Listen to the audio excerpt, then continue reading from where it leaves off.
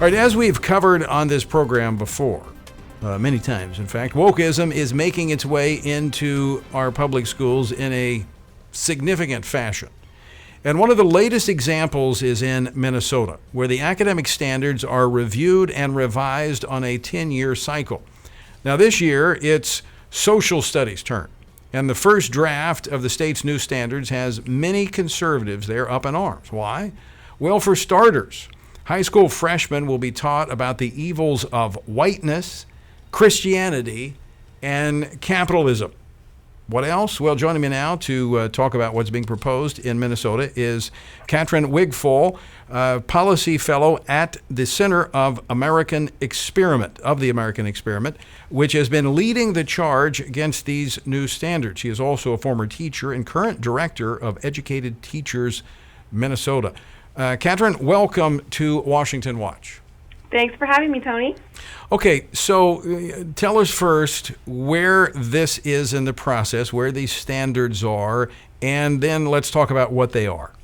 Absolutely. So as you mentioned, academic standards are revised every 10 years by state law. Our Department of Ed has to do that. It's social studies' turn this year, and the first draft of standards was released early December.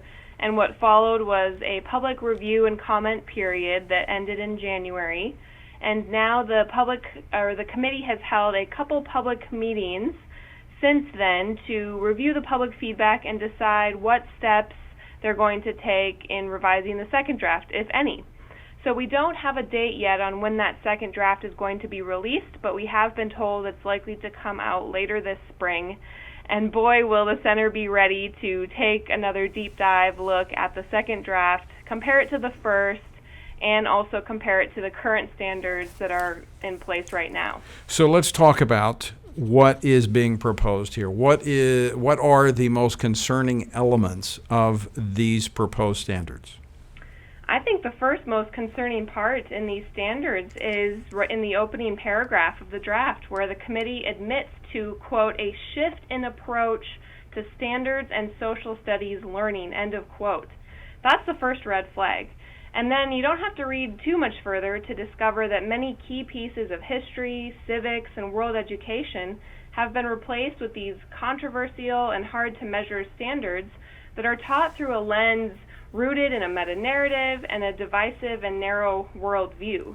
Now, I recognize that it's important that students learn about the messy and complex parts of our history, but these proposed standards in their first draft format, and I do acknowledge that this document is a first draft, these standards want students to form a really deep animus against the American project, which is very concerning. Catrin, to me, and I've not done the deep dive that you have, I've just looked at the surface, but to me it almost appears to be a continuation of the left's attempts to rewrite history.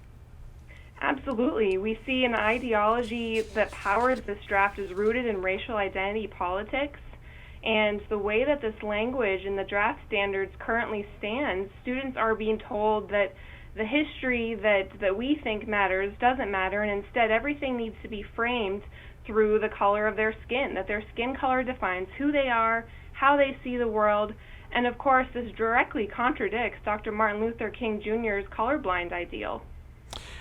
Now, I know Minnesota is not a bastion of conservatism, but it's not a California either. There are a lot of, you've got strong Republican leaders that come out of Minnesota, a lot of conservative folks that live there.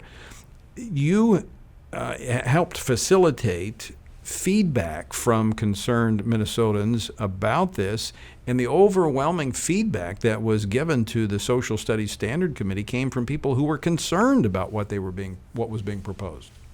Absolutely, and to be honest, the center, we weren't even aware that the Social Studies standards were being revised until late November, early December, right before the first draft was released, and we realized, oh my goodness, if we're not aware of this, Minnesotans who have so many other things in their day-to-day lives to think about likely aren't aware either.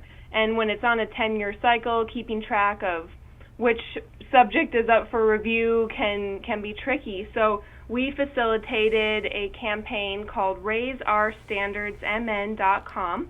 And through that campaign, we drafted a letter to the Department of Ed that highlighted some key areas of concern. And Minnesotans were able to view that letter and decide for themselves if they agreed with our concerns that we listed or not. And over 5,000 Minnesotans said, wow, yes, this is very concerning. We want our voices to be heard. And they individually submitted these concerns to the Department of Ed. Now, the academic committee had the opportunity to review this feedback. And unfortunately, during their first public meeting in January, the Department of Ed's Director of Academic Standards labeled the concerns that Minnesotans identified in these letters as white supremacy language. Wow. But I'm thinking now that there's pressure on them because those comments were made public and advertised in different columns. And now they're feeling the heat and realizing that they maybe need to take a step back and think through what they're proposing that our students should be learned for the next decade. What arrogance to be so condescending and dismissive, and that's how they play this race card. They don't want to answer, they can't answer, not legitimately, and so they just throw out, well, this is white supremacy, this is racist. Incredible what we see happening. So what if, before we run out of time, Catrin, what if folks in Minnesota that would be listening to this program, what can they do at this point? Well, at this point, we are still having Minnesotans submit feedback to the Department of Ed. Now, the public comment period has closed until the second draft is released, but reach out to school board members, to your school legislators, let them know that this revision process is underway, and then follow us at AmericanExperiment.org and sign up for our newsletters, because we will keep you up to speed on when this next draft comes out, what content it contains or doesn't contain, and then when you can submit that official feedback. All right. We have time to make these standards better, so now is the time to act. Very good. And folks, if you didn't catch that, go to TonyPerkins.com. We've got a link there for you. Catrin Wigfall, thanks so much for joining us. And folks, by the way, if you're not in Minnesota, don't think it stays in Minnesota. This kind of stuff's happening across the country.